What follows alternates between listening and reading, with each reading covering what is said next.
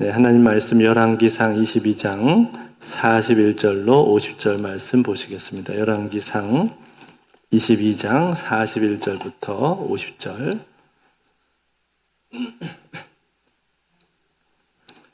열왕기상 22장 41절부터 50절까지 구약성경 558쪽 근처에 있습니다. 22장 41절부터 50절까지 교독해서 한 절씩 교독해서 읽겠습니다.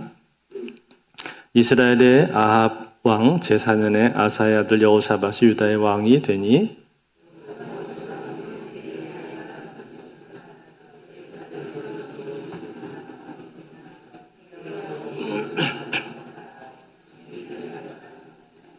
여호사밧이 그의 아버지 아사의 모든 길로 행하며 돌이키지 아니하고 여호와 앞에서 정직히 행하였으나 산당은 패하지 아니하였으므로 백성이 아직도 산당에서 제사를 드리며 분향하였더라.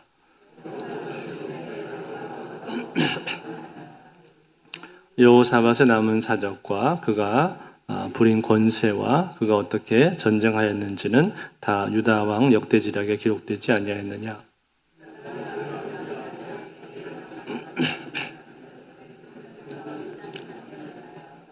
그때 에돔에는 왕이 없고 섭정왕이 있었더라.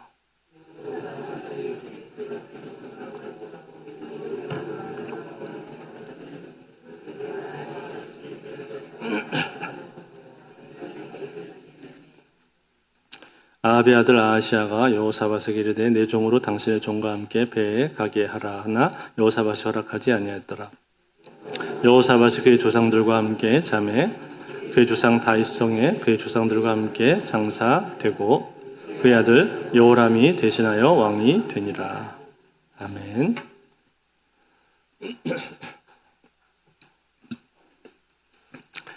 지난 시간에 아합 왕이 길르앗 라못 전투에 출전을 했다가 전사하는 장면을 우리가 봤습니다.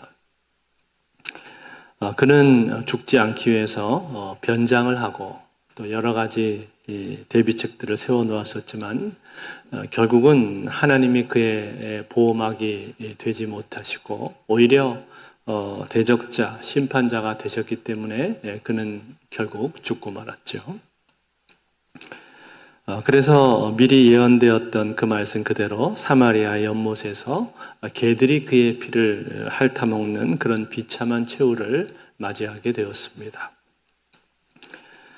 그렇게 해서 이스라엘의 가장 악명 높은 왕이었던 아합 왕은 죽게 되었습니다. 아합에 대한 기사가 열왕기상 16장부터 시작해서 꽤 오랫동안 나왔었는데 아합에게 긴 지면을 할애를 했었는데 이제 그 아합 왕 이야기가 마무리가 된 것입니다. 자, 그리고 이제 오늘 본문의 이름이니까 오늘 본문에서는 누가 등장을 하고 있습니까? 유다 왕 여호사밧이 나오고 있죠. 이 여호사밧은 지난번에도 우리가 앞서서 살펴봤습니다만 아합과 함께 길르앗 라못 전투에 출전했던 유다 왕이 바로 여호사밧이었습니다. 그런데 이 여호사밧의 이러한 모습을 생각해 볼 때 우리는 얼른 부정적인 이미지가 떠오르게 되죠. 왜냐하면 남유다 왕이었는데 남유다의 왕으로서 북이스라엘의 우상 숭배하는 악한 왕과 손을 잡았단 말이죠. 그런데 오늘 이 여호사밧에 대한 기사를 쓰면서 열왕기서의 기자는 이 여호사밧에 대해서 비교적 긍정적으로 평가를 해주고 있습니다. 여호사밧을 소개를 하는데 제일 먼저 뭐라고 소개를 하는가 하니 41절과 42절에 보니까 이렇게 소개를 해줍니다. 이스라엘의 아합 왕 제4년에 아사의 아들 여호사밧이 유다의 왕이 되니 여호사밧이 왕이 될 때 나이가 35세라 예루살렘에서 25년 동안 다스리니라. 그의 어머니 이름은 아수바라 시리의 딸이더라. 자, 아합 왕 때 여호사밧이 유다의 왕이 되었다 그랬죠. 그리고 이 여호사밧은 아사 왕의 아들이었습니다. 35세 왕이 돼서 25년 동안 다스렸으니까 59세쯤 되어서 그가 은퇴를 한 것이죠. 꽤 긴 기간을 다스렸던 유다의 왕이었습니다.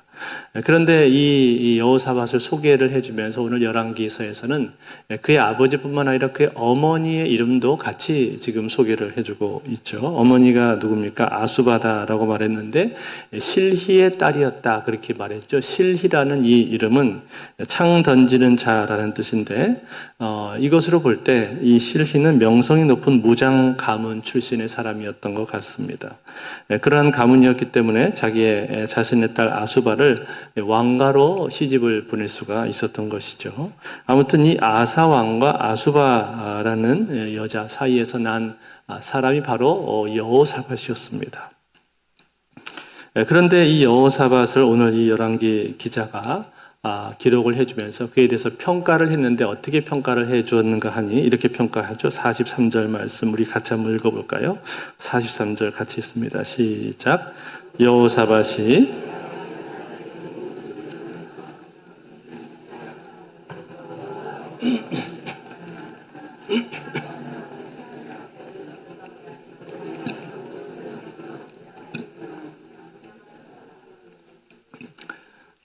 여호사밧이 그의 아버지 아사의 길로 행했다 그렇게 말했죠. 아사의 길로 행했다라는 말이 무슨 뜻일까요?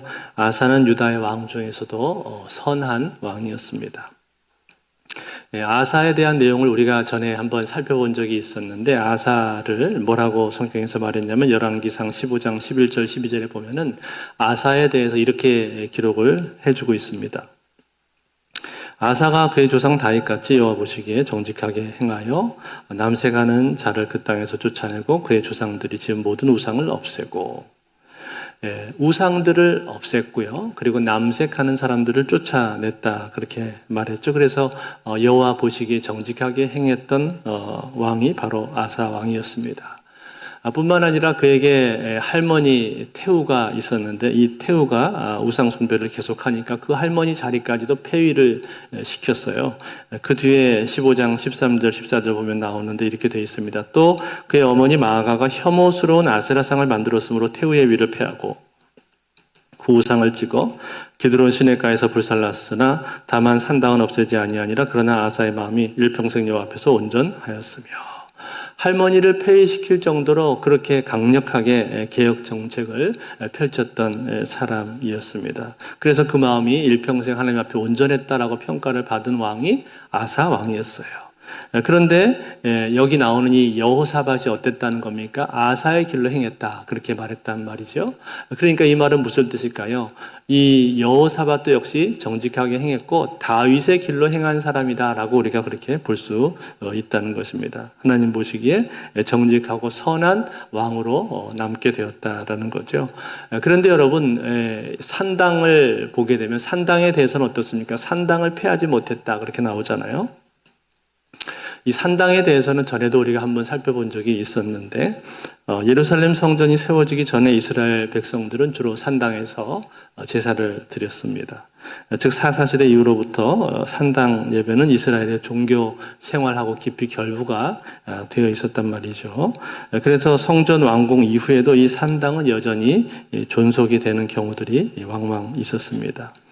그렇지만 이곳은 본래 가나안 사람들이 거기에서 자기들의 신을 섬기는 우상 숭배의 제단으로 사용되었던 곳이었기 때문에 이 산당 제사라는 것은 언제든지 이교적인 요소가 그 가운데 들어올 수가 있는 것이죠. 이교의 영향이 투영될 수 있는 위험성을 가지고 있다라는 거예요. 그래서 하나님께서는 이것을 폐하라고 말씀을 제거하라고 말씀하셨는데 그런데 이 아사도 그렇고 또 그의 아들 여호사밧도 그렇고 거기에까지는 그의 손들이 미치지를 못한 것입니다. 아사도 산당을 제거하지 못했고 남색하는 자들은 쫓아냈다고 아까 나왔었는데 여기 46절에 보니까 여호사밧도 역시 남색하는 자들을 쫓아냈다 그렇게 말하죠. 남색하는 자라는 것은 그 당시 우상 신전에서 성행을 하던 그 성적인 제사를 드리는 남창들을 말하는 것입니다. 그 남창들로 인해서 성적으로 대단히 문란함이 컸는데 그 남창들을 다 없앴다라는 거죠. 자, 이처럼 여호사밧의 개혁의 내용을 보면은 자기 아버지 아사가 했던 거하고 굉장히 유사하다라는 걸 우리가 알게 되는 거죠. 그런데 여러분 이 여호사밧 이 왕이 가지고 있었던 한 가지 문제가 있었습니다. 그 문제는 무엇일까요? 그것은 바로 그가 북이스라엘 아합 왕과 가까이 지냈다라는 거죠. 가깝게 교제를 했다라는 거죠. 오늘 44절에는 이렇게 기록을 해주고 있는데 44절 말씀에 여호사밧이 이스라엘의 왕과 더불어 화평하니라 그랬습니다. 이 화평했다는 말은 그 말 자체로만 보면 그냥 좋은 말처럼 그렇게 보입니다. 그러나 그 안을 들여다보면, 내용을 들여다보자면은 이것은 문제가 있는 거죠. 왜 그럴까요? 왜냐하면 그는 자기 아들 여호람이 있었는데 여호람과 북이스라엘의 아합 왕의 딸 아달랴를 이렇게 결혼을 시켰습니다. 그러니까 이 북이스라엘의 여자를 며느리로 삼았단 말이에요. 이 일로 인해서 결국 어떤 일이 생기게 될까요? 이 아달랴, 이 여자가 우상 숭배를 남유다에게까지 가져오게 되는 그러한 일을 하게 됩니다. 그뿐만 아니라 훗날 이 아달랴로 인해서 다윗의 후손 중에 상당수가 멸절되는 그러한 참혹한 일을 그들이 겪게 된다는 거죠. 그러한 일을 하도록 문을 열어준 사람이 누구라는 거예요? 여호사밧이라는 겁니다. 여호사밧이 그 아달랴를 며느리로 맞은 것이 그렇게 그러한 일을 가져오게 되었다라는 거죠. 즉 나라가 서로 동맹을 맺어서 화친하고 화평을 꾀하는 것은 좋은 일입니다만, 그러나 그로 인해서 우상이 들어올 수가 있는데 그 부분을 간과를 했다라는 거예요. 그래서 이 여호사밧의 지적 중에서 가장 부정적인 평가를 받는 것이 바로 이 부분인 것입니다. 그런데 오늘 이 열왕기 마지막 이제 22장을 보다 보면은 오늘 본문 가운데서 이 여호사밧이 그런 부정적인 내용이 있음에도 불구하고 오늘 이 본문 가운데 그의 부정적인 평가를 극복하는 하나의 사건이 나옵니다. 그것이 무엇인가? 바로 에시온 게벨의 선박 사건입니다.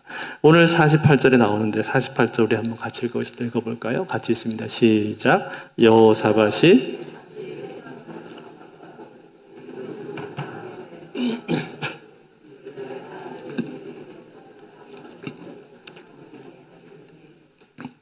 자, 이게 무슨 말일까요? 여호사밧이 다시스와 무역을 하기 위해서 선박을 제조를 했다라는 거예요. 그리고 에시온 게벨 항구에서 배를 출정을 시켰다는 겁니다. 에시온 게벨은 홍해 아카바만 상부에 위치한 항구 도시인데 솔로몬이 해상 무역의 거점으로 삼아서 많은 부를 축적했던 곳이 바로 에시온 게벨이었습니다. 여기에서 배를 띄웠다는 거예요. 그런데 여러분, 그 배가 어떻게 되었다고요? 파선이 되어버렸다. 파선이 되어버렸다. 그래서 가지를 못했다는 거예요. 그런데 그때 북이스라엘의 왕이 누구였는가 하니 아하시아였습니다. 아합의 아들인 아하시아가 그 당시에 왕이었는데, 아하시아가 그 상황 가운데서 뭐라고 이 여호사밧한테 제안을 하냐면 이런 제안을 해요. 49절 말씀에 아합의 아들 아하시아가 여호사밧에게 이르되 내 종으로 당신의 종과 함께 배에 가게 하라 하니 여호사밧이 허락하지 아니하였더라. 자, 뭐라고 했어요? 내 종으로 당신의 종과 같이 가게 하십시다. 이런 제안을 그가 했단 말이에요. 무슨 말이에요? 다시 해보자는 거예요. 다시 연합해서 같이 동업을 해보자라는 거예요. 같이 수익을 창출해보자라고 제안을 했다는 거예요. 그런데 이 제안을 받게 되었을 때 그때 여호사밧이 어떻게 합니까? 허락하지 아니하였더라. 즉 거절했다라고 그렇게 돼 있죠. 여러분, 이 상황 가운데서 여호사밧이 이 아하시아의 제안을 거절을 했는데 거절한 이유가 무엇일까요? 오늘 이 열왕기 상에서는 거절한 이유에 대해서 자세히 설명을 해주지 않습니다만 같은 내용을 다루고 있는 이 역대기를 보면 역대기는 그 내용을 기록을 해줍니다. 역대하 20장 35절에서 37절에 그 내용이 나오는데 역대하 20장 35절에서 37절 우리 한번 같이 읽겠습니다. 시작. 유다 왕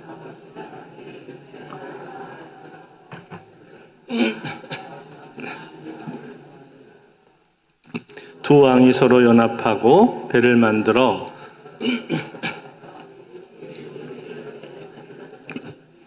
마레사 사람 도다와후의 아들 엘리에셀이 여호사밧을 향하여 예언하여 이르되 왕이 아하시아와 교제함으로 여호와께서 왕이 지은 것들을 파하시리라 하더니 이에 그 배들이 부서져서 다시스로 가지 못하였더라. 아멘.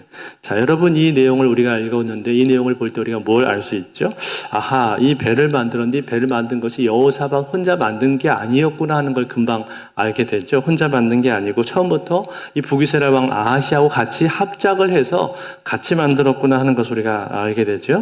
그런데 어떻게 된 거예요? 하나님께서 여기에 대해서 경고를 하셨다라는 거예요. 여호사밧 왕에게 선지자 엘리에셀을 보내서 경고했다는 거예요. 너 계속 이렇게 아하시아하고 교제할래? 그러면 네가 만든 걸 깨버리겠다, 부숴버리겠다 이런 말씀을 하나님이 하셨다는 거예요. 그런데도 불구하고 그냥 배를 출정을 시켰더니 어떻게 됐다는 걸 진짜 그 배가 파선하게 되었다라고 말씀을 해주고 있는 겁니다. 사랑하는 성도 여러분, 이때 이 여호사밧 왕의 마음이 어떻겠습니까? 설마 하나님께서 진짜 그렇게 하실까라고 생각을 했는지 모르겠는데 진짜 그렇게 되었단 말이에요. 아마 굉장히 크게 놀랐겠죠. 생각을 해보세요. 지금 이 사업이 얼마나 큰 사업입니까? 여기 선박을 건조했다는 말은 작은 고깃배를 만들었다는 소리가 아니잖아요. 그게 아니라 아주 큰 대형 선박을 만들었다라는 얘기입니다. 그러니까 그 당시에 그러한 큰 선박을 만들기 위해서 얼마나 많은 시간과 노력과 비용이 들었겠습니까? 나름대로 굉장한 에너지를 거기다 쏟아 부어서 정성을 들여서 그 선박 사업을 지금 하고 있단 말이죠. 그래서 그것을 통해서 무역을 해서 큰 이득을 보기 위해서 지금 거대한 선박을 건조를 했는데, 그리고 그 배를 만들어서 기대감 가운데 배를 띄운 거예요. 그런데 어떻게 됐단 말이에요? 배가 출정한 지도 얼마 되지 않아서 파선을 해버린 것 같습니다. 어떻게 왜 파선했는가 하는 것에 대한 이유는 본문에서 설명하지 않습니다만 분명한 것은 배가 깨져버렸다는 거예요. 파선이 되었다는 거예요. 여러분, 이 사건이 그 당시 얼마나 큰 사건이었겠습니까? 큰 사건이었기 때문에 오늘 열왕기에다가 그 사건을 지금 기록을 해놓은 것 아니겠어요? 우리가 세월호 사건 그러면 배가 가라앉은 사건인데 얼마나 큰 사건입니까? 그리고 이 에시온 개별에서 배가 파손했을 때 거기서 몇 명이 죽었는지는 여기 나오지 않습니다. 어쩌면 인명피해도 많이 있었을지도 모릅니다. 이처럼 큰 일이었단 말이에요. 여호사밧 입장에서는 이 사건은 큰 실패를 그가 경험하게 된 거예요. 거대한 사업을 계획하고 진행을 했는데 그 거대한 사업이 무너지게 되는 큰 실패를 그가 경험하게 되었다라는 거예요. 사랑하는 성도 여러분, 이 실패를 겪고 나서 이 사건을 통해서 여호사밧이 깨닫게 된 것이 무엇이었을까요? 하나님 말씀을 들었어야 했는데 제대로 듣지 않고 있다가 내가 이러한 낭패를 당하게 되는구나. 하나님께서 아하시아와 교제하는 것을 싫어하신다고 말씀하셨는데 내가 그것을 그렇게 크게 생각하지 않고 대수롭지 않게 생각을 하다가 이러한 큰 어려움을 내가 겪는구나. 이런 깨달음을 그가 얻게 되지 않았겠습니까? 그래서 어떻게 하는 거예요? 이 사건 후에 아하시아가 다시 시도해 봅시다. 그렇게 제안을 했잖아요. 이번에 우리가 운이 좀 없었던 것 같은데 당신이랑 나랑 다시 힘을 합쳐서 종들을 같이 실어 보내고 다시 해보면 아마 이번엔 성공할 수 있을 것 같소. 이러면서 다시 하자고 아하시아가 제안을 했는데도 불구하고 그 제안에 대해서 이 여호사밧이 어떻게 합니까? 거절하고 있단 말이에요. 단호하게 거절을 했습니다. 왜요? 하나님의 뜻이 아니라는 것을 그가 분명히 알았기 때문에 그런 거죠. 이것은 하나님의 뜻이 아니구나. 하나님이 기뻐하시는 일이 아니구나. 하나님이 기뻐하시지 않는 일을 하면 이러한 낭패를 겪는구나. 그것을 그가 분명히 알게 되었다는 거예요. 그래서 이 제안을 거절했습니다. 그리고 이 제안을 거절한 사건은 이 여호사밧의 인생의 치적 중에서 대단히 중요한 사건이었다라는 거예요. 그렇기 때문에 오늘 열왕기 기자는 이 사건을 빼놓지 않고 여기다가 기록을 해놓고 있는 것입니다. 그리고 그로 말미암아서 이 여호사밧은 어떤 평가를 얻게 된 거예요? 아하사의 길로 행했던, 다윗의 길로 행했던 사람으로 남게 되었던 것이고, 그리고 그의 마지막에 조상들과 함께 다윗성의 장사 되었더라라고 그렇게 명예스러운 기록으로 남게 되었다라는 사실입니다. 사랑하는 성도 여러분, 오늘 이 내용을 보면서 우리가 배우게 되는 것이 무엇입니까? 하나님께서 기뻐하시는 일이 아니라면, 하나님께서 기뻐하시는 뜻이 아니라 우리는 그것에 대해서 과감하게 끊을 줄 알아야 됩니다.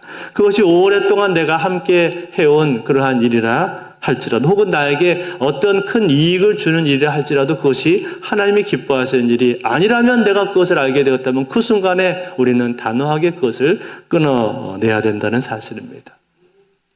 특별히 여러분 여기서는 사람과의 교제에 대해서 지금 말씀을 해주고 있는데 여러분 우리의 교제는 어떻습니까? 내가 사람들을 만나서 교제를 할 때 그 교제가 과연 하나님께서 기뻐하시는 교제를 우리는 하고 있습니까? 그 교제를 하면 할수록 내가 더 하나님께 가까이 가고 있습니까? 그 교제를 하면 할수록 그 교제가 나에게 영적인 성장을 가져다 주고 선한 은혜를 주는 그러한 교제들을 여러분들은 하고 있습니까? 아니면 그 모임에 나갈 때마다 하나님으로부터 점점 더 멀어지는 것 같고 그리고 신앙의 회의가 되는 그러한 교제, 그러한 모임을 여러분들은 계속 붙들고 있는 것은 아닙니까? 만약에 내가 하는 교제가, 내가 가는 모임이 나로 하여금 하나님을 점점 더 의심하게 만들고 하나님과의 관계를 더 멀어지게 만든다면 그것은 하나님이 기뻐하시는 일이 아닐 수가 있습니다. 물론 여러분 우리의 교제가 꼭 믿는 사람들하고만 다 돼야 되는 것은 아닙니다. 믿지 않는 사람들과의 교제도 필요하고 그게 있어야만 우리가 전도를 할 수 있기 때문에 믿지 않는 사람들과의 교제도 우리에게는 필요합니다. 그렇지만 믿는 사람이 되었든 믿지 않는 사람이 되었든 그것이 중요한 것이 아니라 내가 하고 있는 그 교제가 그것이 과연 하나님이 기뻐하시는 교제인가? 하나님이 기뻐하시는 방식으로 내가 사람들을 만나고 있는가? 그게 중요하다는 거예요. 전에 어디서 제가 식사를 하는데 어떤 목사님이 그렇게 기도를 하시더라고요. 식사기도 하시는데 오늘 밥 먹으면서 나누는 대화가 주님이 기뻐하시는 대화만 나누게 해주세요. 이런 기도를 하시더라고요. 제가 굉장히 참 그 기도가 좋았습니다. 그렇구나. 우리가 식사를 해도 그 시간에 나누는 교제가 하나님이 기뻐하실 만한 내용을 내가 나눠야 되는구나. 그런 생각을 한 적이 있었거든요. 그와 같다는 거예요. 우리가 하는 교제가 과연 어떤 교제인가? 하나님이 기뻐하시는 교제인가? 그걸 생각하면서 내가 가든지 멈추든지 할 수 있어야 된다라는 거죠. 뿐만 아니라 여러분 일도 마찬가지입니다. 그 일이 과연 하나님께서 기뻐하시는 일인가? 그 일을 통해서 내가 하나님을 더 많이 알아가고 있고 더 가까이 가고 있고 또 하나님의 나라에 기여하고 있는가? 하나님의 기쁨이 되고 있는가? 거기에 따라서 그 일이 합당한 일인가 또 생각해 볼 수가 있다는 거예요. 오늘 여호사밧은요 크게 실패를 경험을 했습니다. 큰 실패를 경험하면서 그는 깨닫게 된 거예요. 이 실패를 겪으면서 그는 이 실패가 왜 나에게 오게 되었는가 그것을 아마 깊이 묵상했을 것입니다. 그런 가운데 하나님의 말씀을 발견하게 되었고 하나님의 뜻을 발견하게 되었겠죠. 그런데 어떤 사람은요 그런 사람도 있습니다. 실패를 겪었음에도 불구하고 그 실패에서 아무것도 배우지 못하는 사람도 있습니다. 여전히 자신의 위치를 깨닫지 못하고 왜 그러한 일이 나에게 닥쳤는지에 대해서도 별로 생각해 보지 않으려고 하는 그런 사람들도 있단 말이에요. 그런 사람은 발전이 없는 거죠. 물론 여러분 우리가 당하는 모든 어려움들이 다 하나님으로부터 받는 징계인 것은 아닙니다. 어떤 어려움과 고난은 그것과 상관없이 하나님께서 나에게 주실 때도 있습니다. 나의 어떤 한 단계 도약을 위해서 성장을 위해서 하나님께서 우리의 인생에 고난을 주시기도 합니다.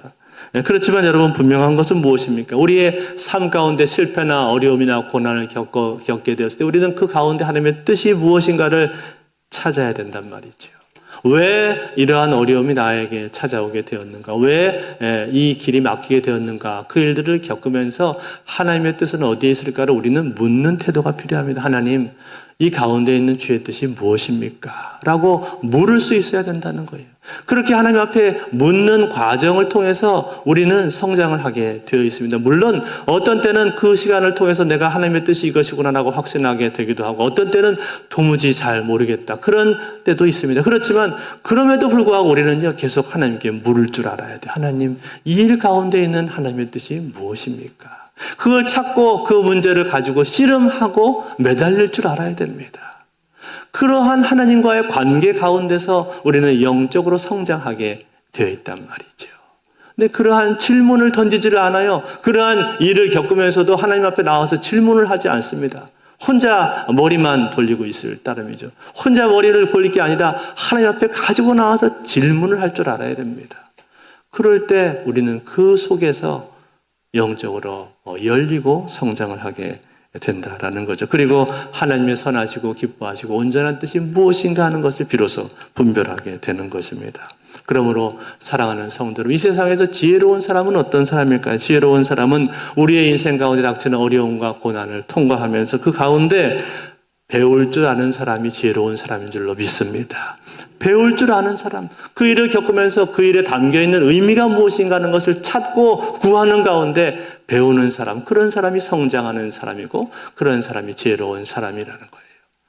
더 지혜로운 사람은 뭘까요? 그러한 일을 겪기 전에 배우는 사람은 더 지혜로운 사람이겠죠. 내가 직접 겪지 않더라도 내 주변 사람들의 일을 보면서, 아니 성경에 나와 있는 사건들을 보면서, 성경에 나와 있는 하나님의 말씀들을 보면서 내가 미리 배울 수 있다면 얼마나 더 좋겠습니까? 그런 사람은 더 지혜로운 사람인 줄로 믿습니다.